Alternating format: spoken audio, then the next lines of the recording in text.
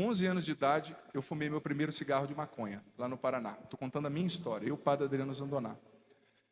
E infelizmente, você sabe que essas coisas não param, né?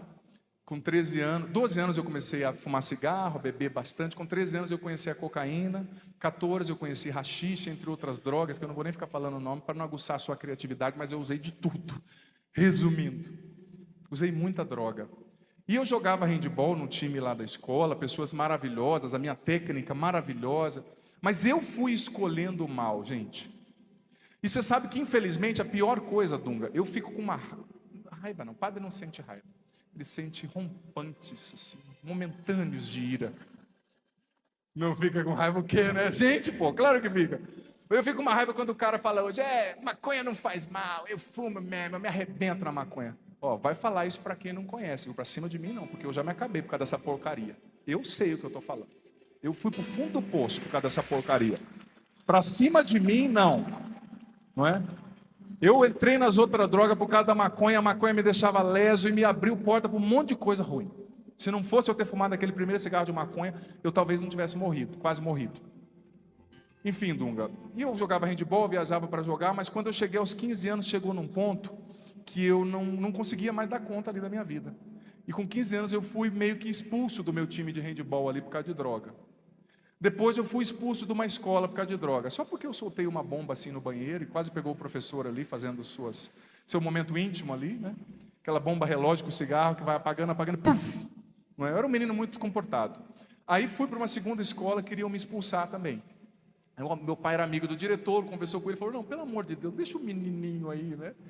Eu pulava a janela do laboratório, Dunga, tinha um produto lá que era para conservar, não é? As coisas, conservar assim as coisas de amostra no laboratório. Eu pulava a janela e cheirava, que o produto dava um grau tremendo, né?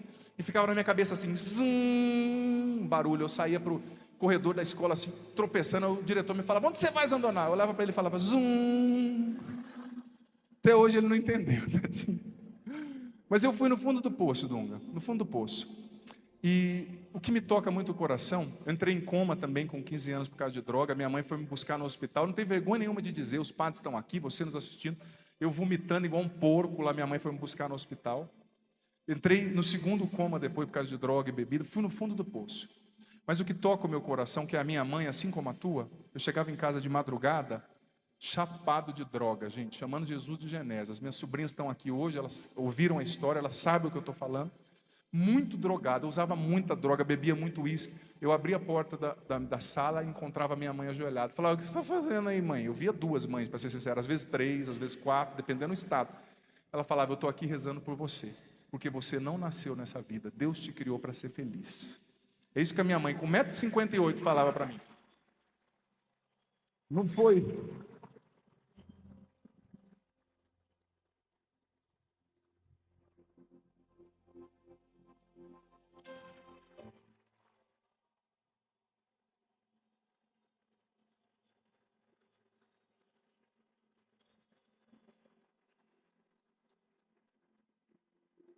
E a minha mãe assistia aquele canal que passava uns cavalinhos, né? Na época chamado Canção Nova. E a minha avó veio de São Paulo, trouxe um CD na época do Padre Marcelo, e a minha mãe começou a ver aquele canal dos cavalinhos. E lá tinha um tal de Resgate Já, não sei se você já ouviu falar, um programa que um tal de Dunga apresentava. E a minha mãe falava, assiste aquilo lá. E um dia eu parei para assistir o Resgate Já. Mas eu vou ser sincero, eu estava chapado. Eu nem lembro da tua cara. E aquilo começou, eu não queria dar o braço a torcer para minha mãe, porque eu só ouvia rock satânico, né? E roqueiro não quer dar o braço a torcer que está ouvindo cara de igreja, né? Pensa bem. Mas eu fiquei lá, e aquilo começou a me tocar. Aí de tanta minha mãe rezar, não foi uma nem duas vezes que ela foi me buscar no hospital, não foi lá na escola me buscar. Gente, eu aprontei muito, você não tem noção, eu era para estar morto. Eu me emociono hoje, porque toda vez que eu dou meu testemunho, eu lembro de alguns amigos meus.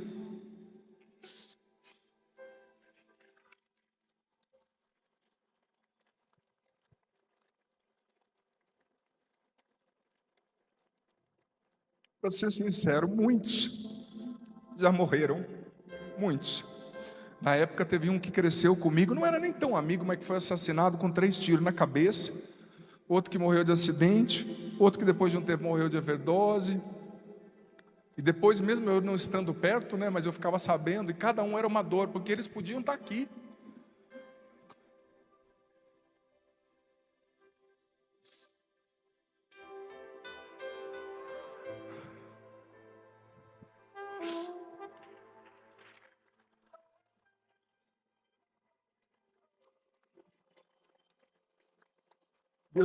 Deus sabe que as minhas lágrimas são honestas, porque quando eu olho para você aqui, eu sei que esses meus amigos podiam estar aqui.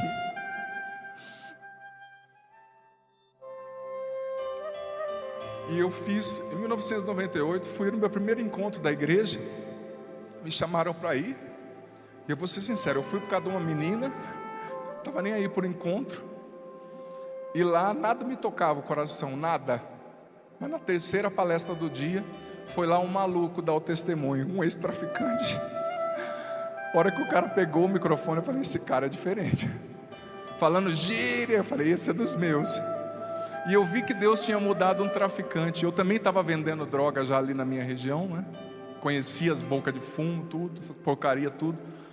E aquele testemunho daquele corajoso naquele encontro com 30 pessoas lá no norte do Paraná tocou a minha vida. E eu falei para ele, eu quero viver isso que esse cara está vivendo. Eu quero falar desse Deus que ele está falando aí.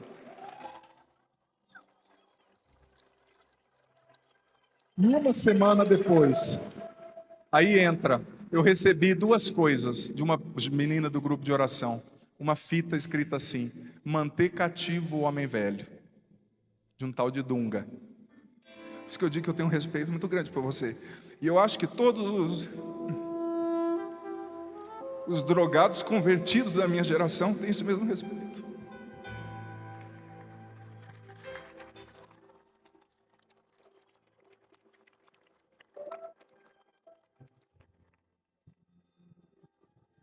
E depois recebi um CD com a música Restauração. Homem não chora, viu? Sua pelo olho. E tô suando hoje, tá calor, né? Enfim, recebi esse CD. Eu confesso que eu também achava que o Dunga era da seleção brasileira no começo. Depois eu fui conhecendo que não era. E eu ouvi a tua pregação, manter cativo o homem velho. Eu falei, eu preciso viver isso que esse cara maluco tá falando. Eu preciso viver isso. Eu não tinha noção, gente, para você ter noção, no meu primeiro encontro, Dunga, me falaram assim, o Santíssimo está entrando aí. E eu não sabia que o Santíssimo era Jesus. Aí entrou um negão forte, ministro da Eucaristia, na frente de Jesus. E eu vi todo mundo ajoelhando. Eu falei, nossa, esse negão que é o Santíssimo? Eu falei, o cara é forte, porque todo mundo ajoelha pro cara. Olha só, maluco. E eu tinha fumado um beck também antes de ir cedo pro encontro, vou ser sincero. Eu fui lá meio alto, depois eu fui sarando, né? Talvez você seja doido igual eu. Eu não sou, olha gente, quando eu começo a falar assim, eu falo gira mesmo, eu falo um monte de bobeira, porque não tem outra palavra para dizer, né? Não tem termo técnico para dizer essas coisas. Mas eu era maluco, eu não acreditava em mim, eu pensei em acabar com a minha vida quando eu tinha 16 anos, eu pensei em acabar com a minha vida, eu tinha tristeza, hoje eu vejo que eu tinha depressão, porque eu perdi um amigo lá e fiquei em depressão. Talvez você esteja na lama, como eu estive. Talvez você hoje esteja aqui querendo morrer, você aqui, você em casa. Talvez você se sinta um fraco, um pecador, um depravado. Talvez você se sinta um nada. Talvez você esteja hoje no chão, traído, abandonado, se sentindo feio, inadequado, sem futuro, sem esperança, sem alegria. Só que eu preciso dizer para você, junto desse meu irmão que me ajudou tanto, nem ele sabe. Diante dele, do Padre Jonas, do Padre Marcelo, eu sempre vou ter essa reverência de filho. Eu preciso dizer para você, eu não sei em qual buraco você entrou. O que eu sei é que Deus acredita em você e Ele pode te tirar desse buraco. Ele pode te tirar desse buraco. Enquanto estivermos cantando essa música, que é o hino dessa geração, qual vocês que estão aqui lutando o centro de evangelização representam, enquanto estivermos cantando essa canção, jovens estarão saindo do fundo do poço. Jovens estarão saindo dentro de suas cadeias particulares. Jovens estarão sendo chamados ao sacerdócio, à vida consagrada. Você que é menina, não tenha medo de dizer eu sou de Deus completamente. Você que é rapaz, que sente que é chamado para ser padre, não tenha medo de dizer eu quero.